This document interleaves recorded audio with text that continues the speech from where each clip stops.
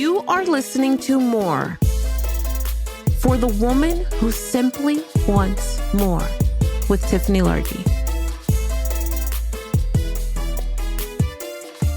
Wild for me to think that as like a woman that I'm automatically always responsible for the culture, the things, and it's hard. Like the culture, meaning my family, where I come from. And I feel that women are forced to just take the brunt of responsibility for what didn't work or isn't working. And that the moment that they try to go after more, it's thought that they are doing too much. Um, you shouldn't, you should stay home. Well, don't you think you already have enough? Why do you have to be like that? It's like Black women and Hispanic women have this statement that's been given to them like, oh, you got a chip on your shoulder. White women get told, oh, like they're just too sensitive. And I'm like, I don't think any of that is true. I think that any woman, for every color, every woman across the globe, the second that they want more, and the second that they want more than what just satisfies them, it's kind of like if I have a plate of food, right? Like imagine I got a plate of food in front of me and the idea is I should just be grateful for whatever you shared me. I don't want to be grateful for whatever you shared me if I'm still hungry. I really want the ability and the freedom to go get a second helping. There's some magic in getting a second helping, I have been in situations, I'm sure you have too, where you've been made to feel bad for getting a second helping, for getting bad to go grabbing another cookie, not being, not sharing to what's enough. And it's like, I felt so many times along my journey that it was crazy for me to just be okay with just having enough. It is not okay to just have enough. Now, I'm not even going to talk about money now, like even just people supporting me. I remember hearing from someone close to me, I want to say it was my mom once, who was like, like you should be great. Like you should be grateful for what you do have. And I'm like, yeah, I'll be grateful for what I do have, but I don't want to negate the fact that I want more. Like, why do I have to just be grateful for what I do have? And why do I have to whisper down the fact that I actually want more? Can't I do both? Can't I be grateful for what I have and want more at the same time? The answer is yes. You can totally be grateful and want more at the same time. There is nothing wrong with that. I don't want you to live a life. I don't want you to wake up tomorrow, listen to everybody tell you that you absolutely need to just be so thrilled. I remember the first moment that I really needed to pay attention to what more meant for me. And I'm only making about $3,000 a month. I live in Homestead, Florida, and I really truly need to put my husband at the time out the house. And it's just bad. It's bad all around, in between going to bed hungry and him being gone and dealing with all types of, him being gone in the streets, I found myself in this really serious, sick place of feeling angry and upset. And I remember after he left and walked away, I did put him out, but he walked away and he's never looked back. I remember being in that house and thinking to myself all the time, like, this house is so messy. And I just don't have it in me to clean. I'm waking up at 5. I'm taking the kids to school at 6, to preschool. I'm driving from Homestead to Miami, where I went and not worked, but, cold called, knocked on doors. I knocked on 45 doors every day in heels. Shit's hot. Miami, Florida, that world is hot. It was crazy. I sweated my ass off, worked only, got chased out of buildings because of no soliciting signs and all types of stuff in Coral Gables, Florida. And I drive home 5 o'clock, racing to beat the clock for 6 o'clock because it's $1 a minute per kid when I'm late. God forbid that I'm late for 20 minutes. It's $40, $20 to $40. So it sucked. So I'm in this cycle that I can't get out of. And it's okay to acknowledge a cycle you can't get out of, but it's not okay to stay there.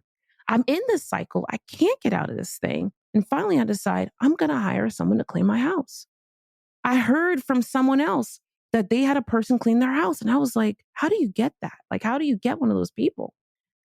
I remember hearing the price. It was between like $200 and $300 for the month. It was twice a month. And I was like, oh my gosh, this is crazy. Everybody thought I was nuts. And I was like, I'm going to have them come clean my house. Tiffany, you can't do that. I was like hell, I can't. And the idea was that I should just hunker down and clean the damn house myself. This thing was 3 bedrooms and 2 floors. And I was exhausted. These kids were little. I was ripping and running the whole day. We would get home at 7, 8 o'clock at night because sometimes I'd pick them up from preschool, go back out, finish proposals. I did not have a computer or laptop that I traveled with.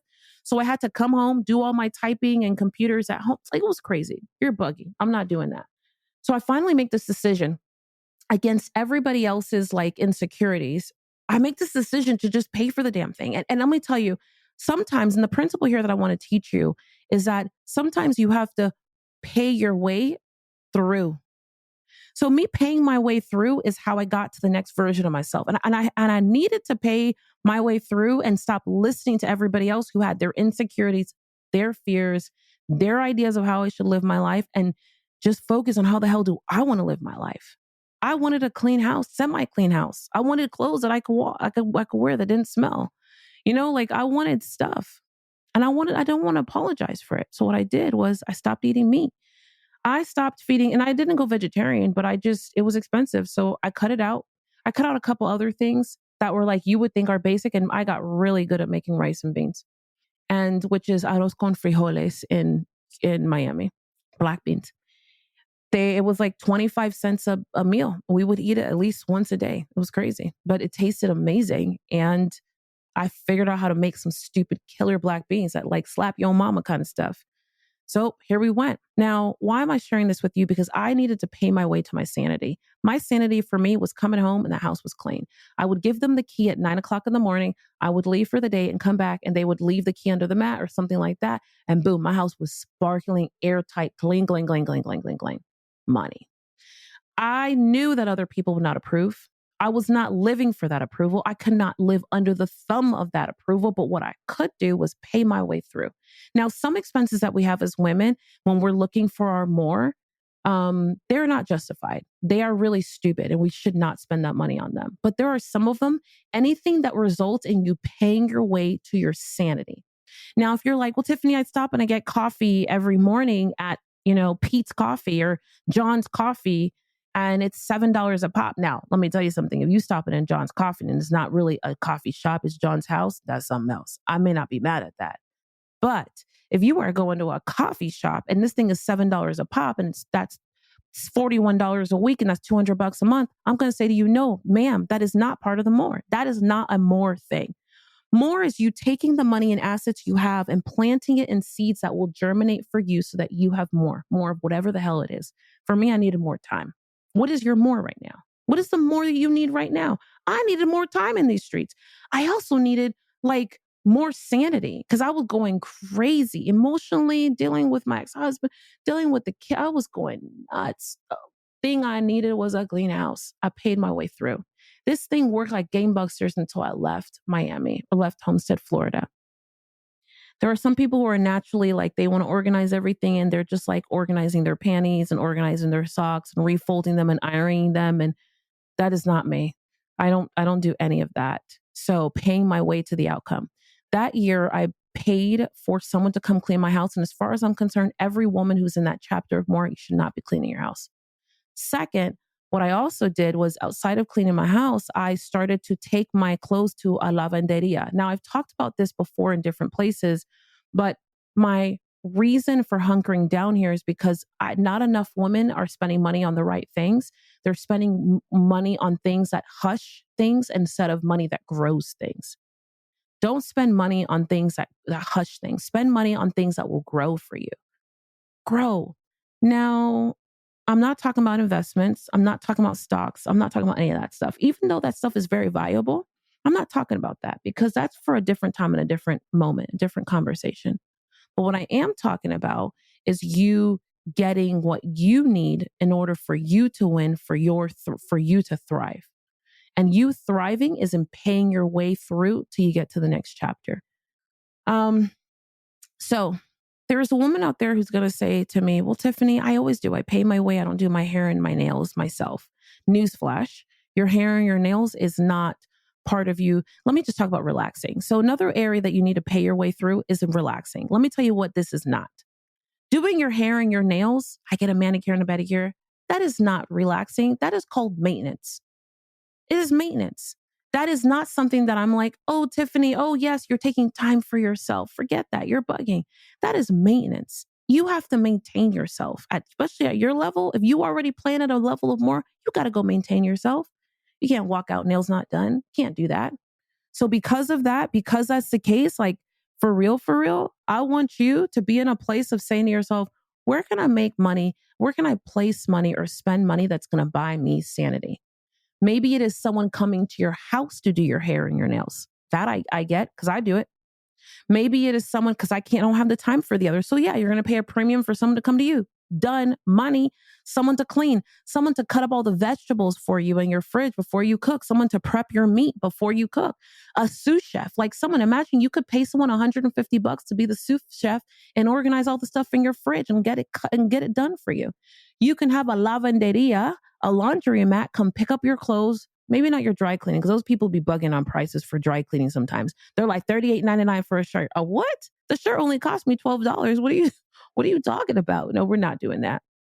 So for sure, like there are areas in which like you should not be doing your own car maintenance. No, pay someone. I had a client once in California. She was they probably were doing about $2-3 million. One of the things I put in place in her company was, as she was working on her more years ago with me, I love her. I won't say her name, but I literally talked to her last week.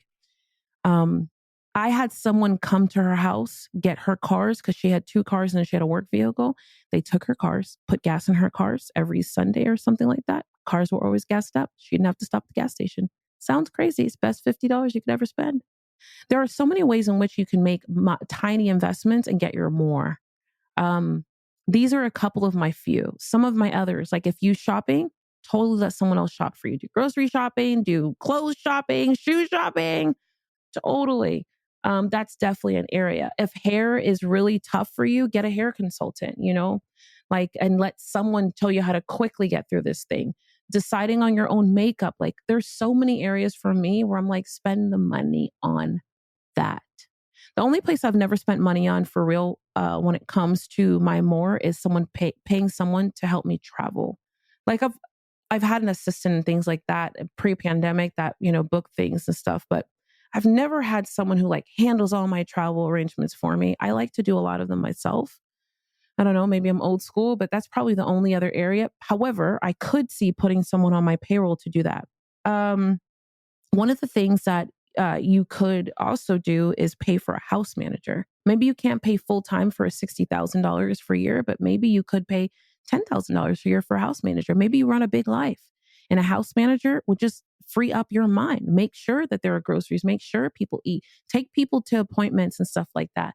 My kids are too old for a nanny, but I'm heavily thinking of like hiring a mom. I don't even know what the title is, but it's like a mom, like a Sue mom. I'm dead serious. Would I put money there? For sure. Why? Because all 3 of my kids, even the 2 that are in college, are still calling my name, asking me for stuff. And I want to be as involved as I possibly can. And it's not that I can't do everything, but there are some things that if I got help doing them, we'd be off to the races, right? Next 10 million, here we come. All right. So I don't know where this falls for you, but I'd really love to know how you're going to apply. I'd love to know how you're going to apply this more this week. And more importantly for me, how you going to go get it and make it happen. This is good. This is delicious. Don't be afraid of it. Go ahead and pay your way out of it and explain nothing to nobody because it's not their business. Bye, bestie.